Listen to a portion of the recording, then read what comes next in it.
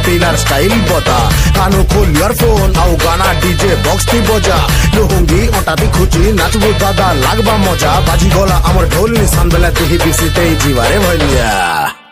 बेला थाकी थाकी थाकी थाकी थाकी थाकी चल नाची दे लागी लागी लागी लागी तुमा दादार गाना बजे दे थाकी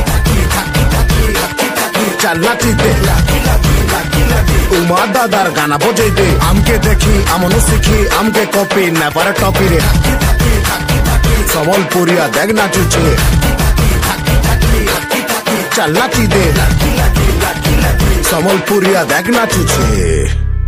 देख ऊपरू न पड़ी ताल मुड़े तो महाकाल बावार हाथ के हेवी रोल न हुए डाउन जब तक चाली चे दिहिती सांस हजारे लोग मन कर संगे उठा बसाना न अचन खाली के दे खास बाबू रे सीन है जीवा टेक हो भोराउ नकली मारे तो साफ देख बाजी गोले बजा चमकी जीवाउ नाचवा मुर्दार उठी आमर गाना भी लागसे सुआदी आज ना ठाड़ खरा मसल लेती আর নাচি নাচি করি করি দেবে গুনাল সম্মান কর গোষ্ঠী কেন গাম মজি কেন পড়া বস্তি দিল্লি বা পুরা ছুটি আরে চারনি আঠিনি হজালা মুহুতি আঁচু পাঁচটি हसी तोर सहरिया ननी चहटा चपाई स्टाइल रे जीवारे फसी।